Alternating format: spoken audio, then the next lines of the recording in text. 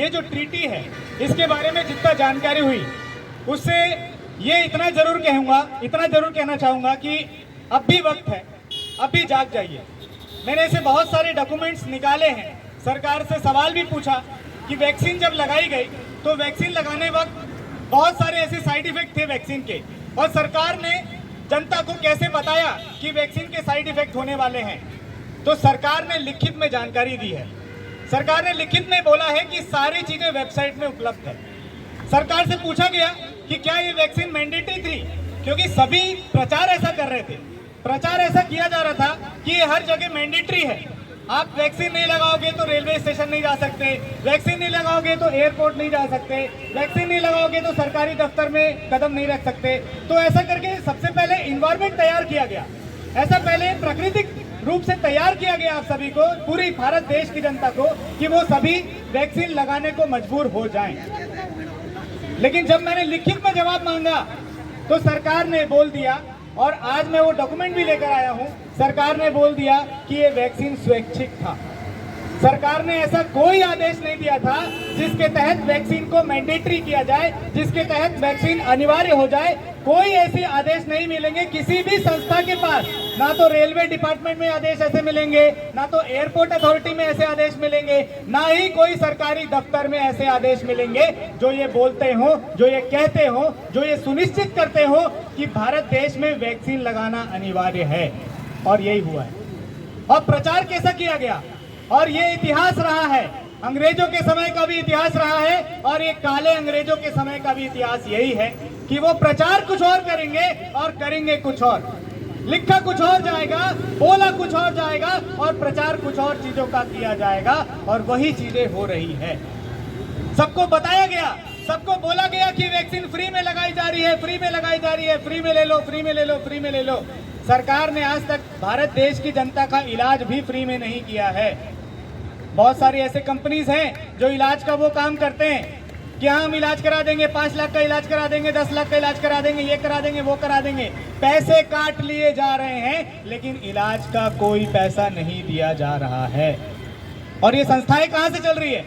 ये संस्थाएं वहीं ऊपर से चलाई जा रही है। सभी जब भी आप सवाल करने जाएंगे किसी भी संस्था के पास, चाहे वो प्राइवेट सेक्टर की संस्था हो, चाहे सरकारी डिपार्टमेंट हो, जहां पर भी कोई व्यक्ति सवाल करने जाएगा तो एक जवाब जरूर मिलेगा उसको, हम क्या कर सकते हैं, हमको तो ऊपर से आदेश है, हमारी नौकरी का सवाल है, हमको तो ऊपर से यही बोला जा रहा है, ऊपर के आदेश को तो मानना पड़ेगा।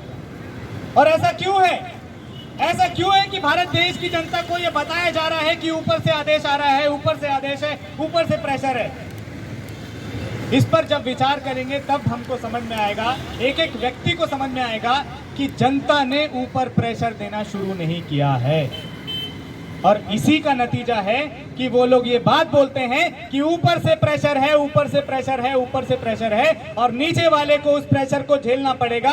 आज ये बात सबको ठानना पड़ेगा, अपने क्षेत्र के लोगों को जगा करके नीचे से प्रेशर क्रिएट करना पड़ेगा, और ये प्रेशर नीचे से प्रेशर ऊपर तक जाना चाहिए। आज यहाँ भिलाई की भूमि में जरूर है हम, पूरे भारत तक ये गूंज गूंजनी चाहिए कि WHO भारत छोड़ो, WHO भारत छोड़ो, बिल गेट्स मुर्दाबाद, WHO मुर्दाबाद, हेल्थ नीति मुर्दाबाद, हेल्थ नीति मुर्दाबाद।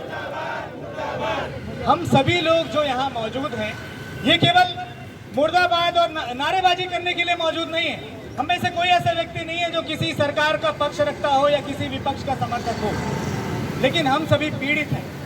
और जब पीड़ित व्यक्ति जब बोलेगा तो उसकी आवाज क्रांति की आवाज बनेगी, और एक एक व्यक्ति को इसी तरीके से बोलना पड़ेगा। कोई संगठन बचाने नहीं आएगा। यदि हम ये सोच लें कि कोई पक्ष वाला नेता हमारी बात रख लेगा, कोई विपक्ष वाला नेता हमारी कोई बात रख लेगा, तो आज के डेट में वो पॉसिबल नहीं है, क्योंकि सब लोग अपनी अपनी इमेज बिल्डिंग में लगे हुए हैं। सबको अपना प्रचार करना है, सबको अपनी इमेज को बिल्डअप करना है, समाज में ऐसा दर्शाना है कि वही व्यक्ति सबसे सफल है, वही व्यक्ति सबसे ईमानदार है, वही व्यक्ति जानकार है, वही व्यक्ति जो बोल रहा है वही सही है। ये ऐसी इमेज जानबूझ करके बिल्डअप की जा रही है ताकि वो सभी लोगों को राजनीतिक लाभ मिल सके। और जब वैसे लोग राजनीतिक सत्ता हासिल करेंगे तो यकीन मानिए हम जनता को कभी भी इस बिल के बारे में भी जानकारी नहीं मिलेगा।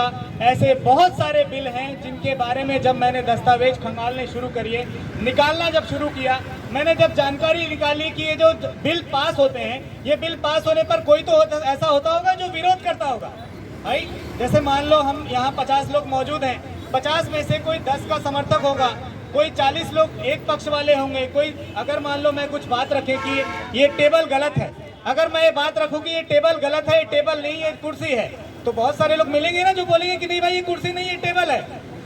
तो कोई पक्ष में और कोई विपक्ष में तो होगा, और सदन तो उसी चीजों का है। सदन में जो भी मुद्दा आएगा वो मुद्दे का कोई पक्षधर होगा और कोई विपक्ष होगा।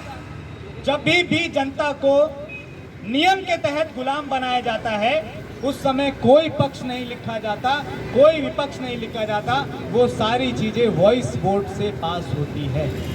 वो सारी की सारी चीजें ध्वनि मत से पास होती है, ताकि जब हमारे बच्चे भी इतिहास उठा करके देखें तो उसमें भी नाम ना मिले कि कौन व्यक्ति इस बिल को पास किया, कौन व्यक्ति इस बिल का समर्थन किया, कौन व्यक्ति इस बिल का विरोध कर रहा था। ऐसे सभी लोगों को गायब किया जाएगा। इतिहास से सारी चीजें गायब करी जाएगी। जो इतिहास में जनता को शोषण करने के लिए बिल लाया जा रहा है, जो इतिहास में जनता को कानूनी रूप से गुलाम बनाने का काम किया जा रहा है,